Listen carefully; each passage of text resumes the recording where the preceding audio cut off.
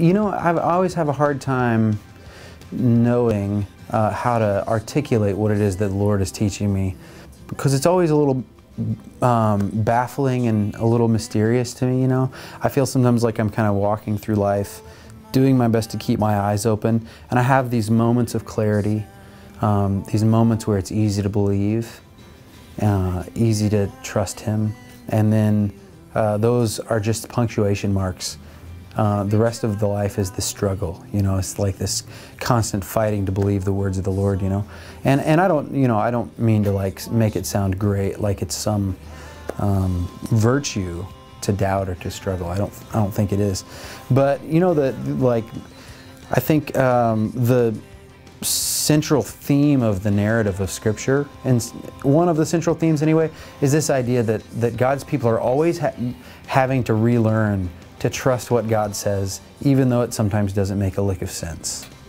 That's the story of the Israelites wandering in the wilderness. You know, it's them forgetting that His promises are true, and they stray and they wander off and they get themselves into big trouble, you know, and He brings them back home and He reminds them firmly sometimes, no, you can hang your hat on what it is that I tell you. And so I think that in a smaller way, the life of the believer is the same, that we kind of go through life and things get hard, and the older I get, you know, I don't know if it's the phase of life that I'm in or not, but I feel like I'm everywhere I turn, I'm seeing marriages that are hurting, or people whose families are struggling with certain things, or people who are going through their own personal dark night of the soul. And I kind of feel like, well, maybe this was always happening around me, I just didn't have the eyes to see it. But for whatever reason, I see that now. And what it's done is it's challenged my faith.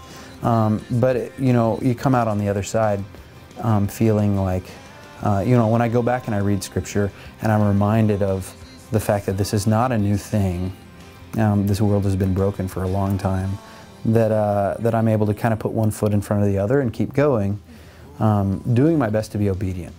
And I think that's the thing, is that faith is obedience. That like when Hebrews talks about Abraham sacrificing Isaac, the picture that I have in my mind when I read the Old Testament story, what I read is a haunting, unsettling story. You know, it's a story that reminds me that the God that we worship we try to pin Him down, but He's not going to be pinned down by us. That is a lot to ask a person, to sacrifice your only son, you know.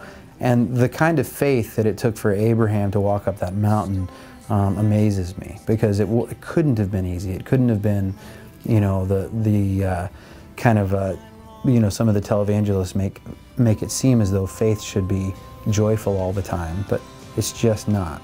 Sometimes you weep, and faith is walking up the mountain even though you're scared to death.